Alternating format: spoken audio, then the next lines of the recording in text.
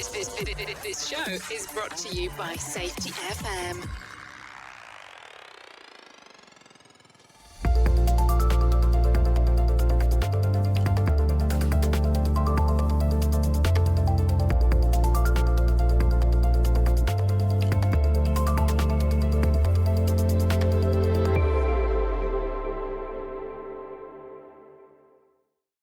Welcome to episode 22 of the Practice of Learning Teams. Today's podcast is the third of a series of 4 episodes as we take the podcast on a virtual tour of Australia and looking at how the Australians are applying learning teams to improve organisational learning. On today's show, we continue the conversation with Stephen Harvey and Tony McConachie from Urban Utilities, and we will explore a range of views on, covering such things as removing self-imposed rules, using learning teams to remove non-valued activities, using the power of conversations in pre-job and pre-start work, using learning teams to evaluate the effectiveness of change. And then we'll explore the future of learning teams, and we'll discuss such topics as, do learning teams work with remote products like Zoom and Microsoft Teams?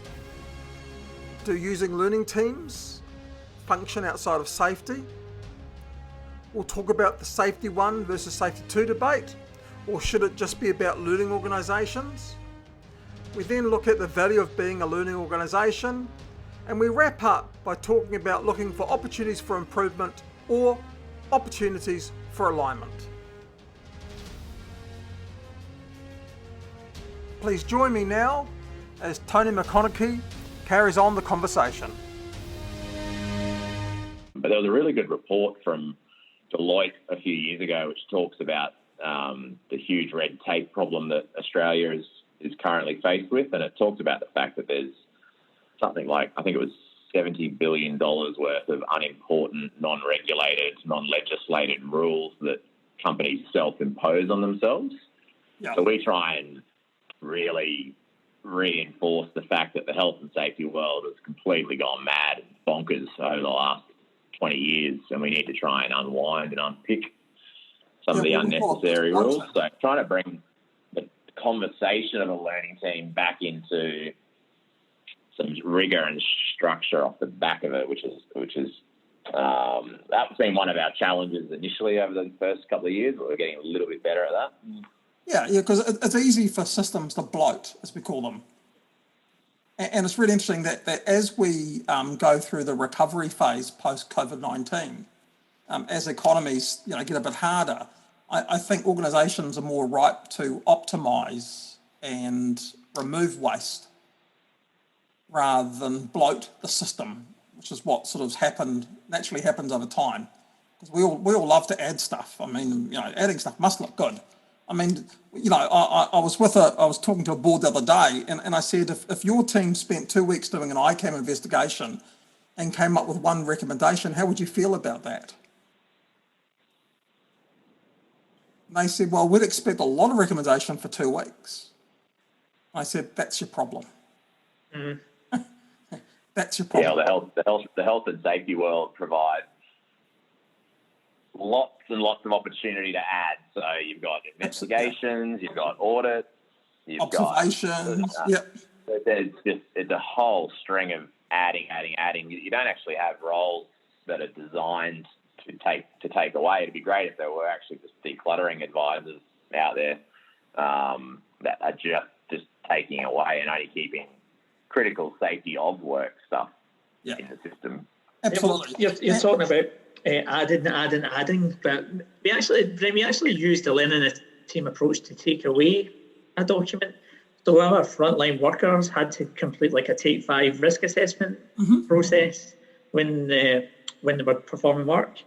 And when we were doing our discoveries, this document kept appearing all the time, saying it was a waste of time. So we thought, right, okay, we're going to listen to these lads and have a bit of discovery.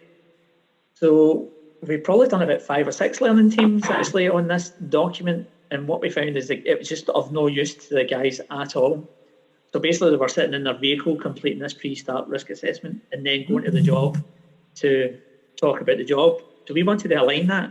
The guys actually created a thing called the chat, Right. So we have this process where they've basically got like a seven questions that they have, and then they have a discussion amongst them to work out the job. So that was a big deal, taking that away. Even now, there's a wee bit of resistance still. People are going, "No, we've taken this document away." We're like, what happens if something goes wrong? And it's like, well, it's just the same as before. It's probably better that we were just building up a big evidence of non-compliance with the RAP. So that was a great opportunity that we used the learning teams for, and we took that across our whole region. So we went to everyone and said, so that we didn't just go to one depot and say, right, what do you think of the RAP? We actually went across our whole workforce and grabbed a handful of them and sort of spoke around the usefulness of that document, and it was a resounding, let's get rid of it. Well, we're sort of about a third of the way through our second book at the moment, because Todd's made us write 3 books. So we're in the second book at the moment, called The Field Guide to Learning Teams, and we've got this. One of the case studies was an organisation. They were undertaking a project. It was about a $16 million project with 85 people, running over 120 working days. And they calculated the take fives and the pre-starts was $500,000 worth of cost. Incredible. And when we said to them, what value did that $500,000 give you? They didn't know. Now, we basically just gathered cargo's worth of boxes of these ridiculous pre-task risk assessment forms, and over the 5 years that they were used, nothing was ever done with them. So they're really just, and they weren't being used correctly. People were filling them in bulk. People were filling them in. People weren't filling them in. It was sort of a bit of a hot mess there, but that's the value of a learning team. I guess we get the voice of the worker and get them to change it and match what they currently do. They create the questions. They already do that, so the change is actually quite small for them. It's been like that actually quite a lot. The changes that have made are huge for the corporate world. People wig out in corporate roles, but operational people go, well, you're just aligning. That's no change for us. That's what we already do. Absolutely. So it's a biggie for them. Yeah, and we've actually done learning teams on the effectiveness of the new process as well. Mm-hmm. And it's the same thing again. We've went across a region, sort of saying, how's this working out? What you doing? And the guys are like, oh, we love you. And like, this is you guys are the best. Well, we wrote the book as a learning team. Yeah, you would do. Yes. Because we went to Todd and said, if we're going to do this, we're going to write it as a learning team. And he said, like you said, that's either going to be the best idea ever or total shite. Okay. and in the forward, he said it actually worked out good. And that's why we've got multiple authors, because you can't have a learning team of one. Yeah. So I think we're going to have to write a book, Tony. Yeah, no, look, please do. I mean, don't underestimate the effort. That's all I can say to people. Having conversations are really easy. Trying to put it on paper. We'd have a good audio book, I think, mate, with your voice, with both our voices. So, guys, what do you think is the future of learning teams? So, what do you think is the future of learning teams from your perspective? Mate, I'll take this one on, Tony, because I've just experienced, I think, Brent. So the other day, I got asked to facilitate a learning team via Teams, Microsoft Teams, and I was like, nah, never. This is never going to work. I just won't get the same buy-in. It's just not going to be the same experience. And I was wrong. I bloody loved it. And we were able to capture lots of notes. I'm not sure if you're familiar with Teams, Brent, but yeah, I am. It was, I think the whole world is, right? Yeah, sadly, I run 5 different systems. Yeah, and I came out of it really, really surprised at how excellent it went.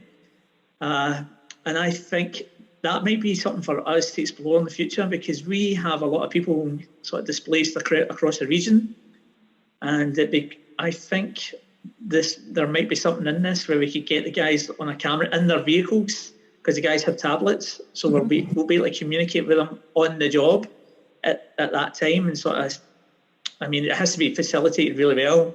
I think you can't just let it. That's what the art's going to be, and facilitating a conversation like that really well. But I've got a feeling that's going to be a big thing in the future. Well, I can share with you probably half our learning teams are done remote in what we do. Yeah. And I think look, I think from an aspirational position for learning teams, I believe that they'll be positioned broader than just the health and safety function. So we've sort of started to dabble. We've had really successful learning teams. So we've run learning teams across on our IT projects, facilitated some reflection, discovery and improvements to share across other IT projects. We've used them across in our HR, employee experience space as well, to use them across in that space. So I think the starting point is actually just to get a lot of the other health and safety teams in the industry to start having a crack at learning teams. That's the first step. But then I think there's a broader aspirational vision there of the learning organisation and adopting it across just a bit broader than just the health and safety discipline. I think that's where it will head, and we'll look back and reflect on all of the previous investigation techniques and be better for it as we move forward. Yeah, and look, and the book also talks about the fact that safety, quality, and operational excellence. And for example, we talked about in a quality section, we got a company that had been a massive lean advocate for decades, and they had a particular incident that occurred with a type of machinery, and we got them to run their normal Kaizen event using the 5 whys. Then we got them to run the same Kaizen event using a learning team. They gained 3 times more information in half the time. Yeah. And they said, what just happened? Yeah.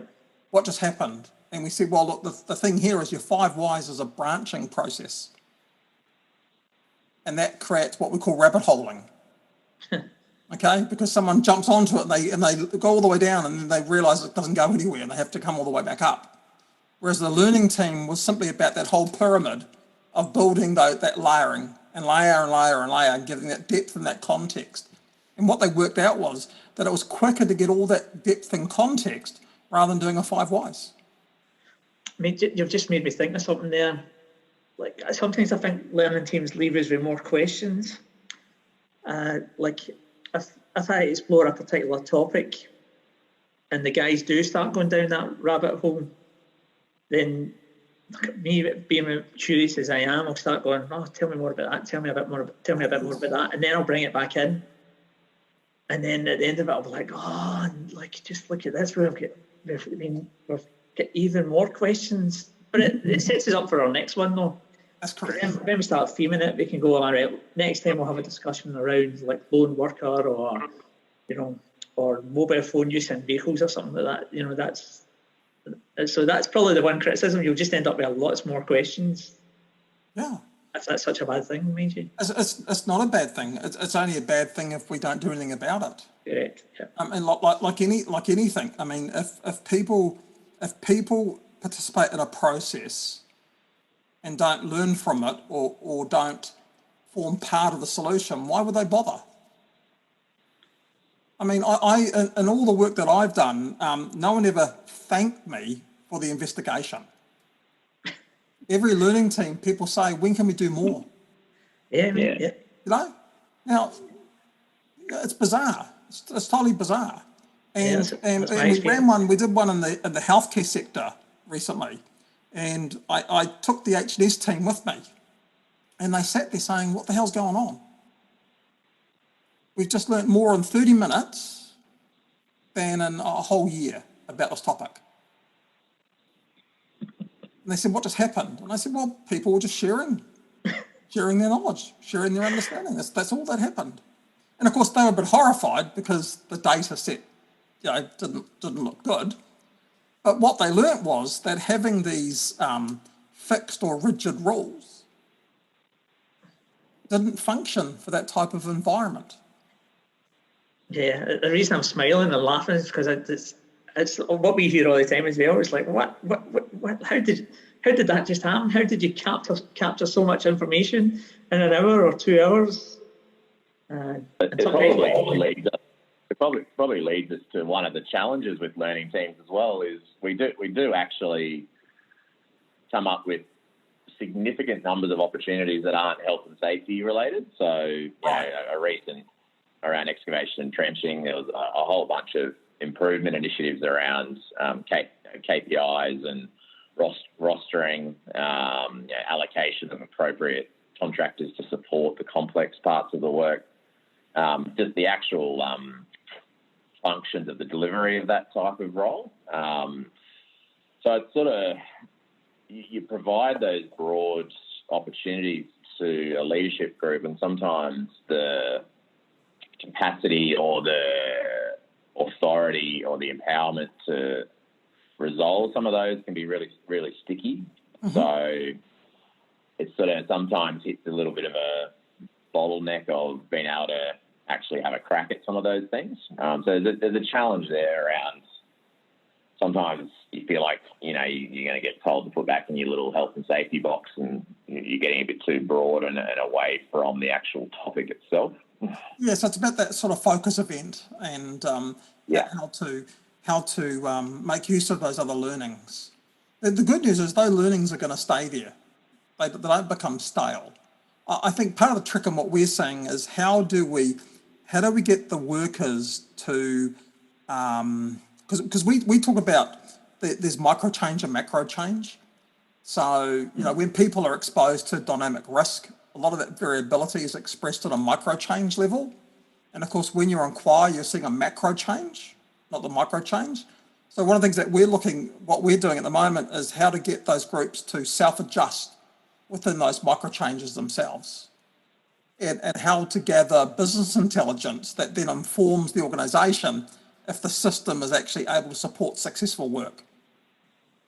That's interesting. Yeah, look, it's really fascinating, and we're very fortunate that we have some organisations who just so you know, they're not safety differently organisations in the slightest. They have decided that they want to be a learning organisation, and that they believe that in order for them to improve, they have to learn. And their focus is on where are the opportunities for learning, where do those opportunities exist? That's their focus. That was sort of one of our biggest reflections over the last 2.5 years was we took the approach of having the big song and dance, big strategy, our Safe Simple program, which basically stated, this is what Safety 1 is and this is what Safety 2 is that we're trying to aim towards. And we want to hold on to aspects of Safety 1, but there was probably a slightly negative tone towards that. So I think we had a bit of a challenge around language of sort of trying to transform people to move into doing something different, where sort of probably 3/4 of the organisation loved it, but probably 1/4 of the organisation felt like, well, that is what I've been doing wrong over the last 20 years, and I'm probably not feeling all that great about that. So I think upon reflection, if we were to sort of start over again, we would remove any of that titling and language around Safety 1 and Safety 2 and focus on that, becoming a learning organisation. I really like that. So that would be the reflection, to remove the banners and remove we're going from this to this. It sort of only agitates some people in the audience. Yeah, whereas learning doesn't. And all I'd say to you is think of it in the point of view, think of it, what does the organisation learn? What do workers learn? And what does the facilitator learn as well? Because they are 3 very discrete components in that way. And look, I mean, thank you for sharing today, guys. It's a wonderful journey that you're on. I do watch from the sidelines, Steve, from time to time, the stuff that you guys are doing over there and the talks that are happening. So that's great, because, at the end of the day, we're always going to have what we call the early adopter market. And there's also that mainstream market. And what we're really keen to try and do is we're keen to show organisations how to bridge that. Because at the moment, I think that we're actually forming a divide, if that makes sense. Yeah, but do you mean between like safety 1 and safety 2 and safety Well, I mean, once again, we just talk about learning. Brent, I now say that I'm a safety performance guy. Yeah. So my work is about increasing safety performance and, just discovering work and learning. Like I do say that we're a learning organisation. I think actually people now see me as just a learning guy. Oh, here's a learning guy coming in. What we're learning today, what we're learning. What will you tell me? It's really different. And just wrapping up, when we wrote the book, obviously we have a great respect for PDCA, around continuous improvement. That's really important. But we actually went back through history and we discovered that it was actually called PDSA. It was plan, do, study, and apply. Oh, yeah. And it's really interesting. Why did the study bit get swapped out to a check? And why did the apply bit get changed out to an act? Because to me, there's a difference between studying something and checking something. And if you think about it, a learning team is about understanding. An observation is a check. Makes sense? It's like we've created this, we've decided that we're going to stop understanding stuff and just simply move into fix mode. And organisations have been really interested about that because they're saying, okay, well, how did we shift from study to check? Where should that effort be? And based on that study, what we're then doing is rather than creating actions from that study, we're then basically applying learnings. Is that interesting? Yeah, do you think there's not many organisations that are willing to do that though, Brent? Yeah, I mean they're coming, they're starting to drift through now. I still think organisations are still into that check, like tick box, check, boom, and then because that's what they've been indoctrinated in through totally. Standards and audits. Yeah, totally. So that's why we need more organisations like ours to really embrace this stuff. Sure, but look, it's no different. I was training a group of ISO 45001 auditors about how to inquire instead of finding issues. Okay. Yeah, good on you. Yeah. Yeah, because what happened is ISO is now all about finding opportunities for improvement. Yeah. Make sense? It's evidence-based now. It's not policy-based. And it's about how do those auditors have that different conversation? Because what they have to do is now identify opportunities for improvement, not find non-conformities. Make sense? It's a whole language shift. So I personally think that things like ISO 45001 actually encourages organisations to want to move to a learning model. Yeah, I do know that. Understand that's its purpose. Yeah, I do know that we've just went through that process, and that came across quite clearly that we have turned into a learning organisation, and we involve a lot. We have a lot of consultation with people. Yeah. I like when you're talking about the language there. One of the things that we're sort of saying is opportunities for alignment. Right. When we went through an audit process just recently, and it was like, opportunities for alignment, and I thought, I like that. That's better than non-conformance. Absolutely. See, you're in a whole new world.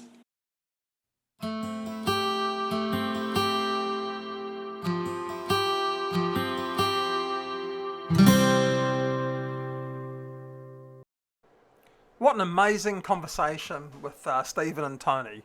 It was really extremely valuable, and it's great to see where people can get to on their journey over the last 2.5 years. So don't forget to tune in to our final episode next week of our tour down under. I'll be joined by my fellow colleagues Glynis McCarthy and Brent Robinson. We'll conduct a mini learning team on the key threads and themes that emerged during a virtual tour of Australia. I look forward to you joining us then. Take care. Thank you, listeners, for being part of this podcast. We'd love to hear your learnings from today or other topics you would like us to support you on.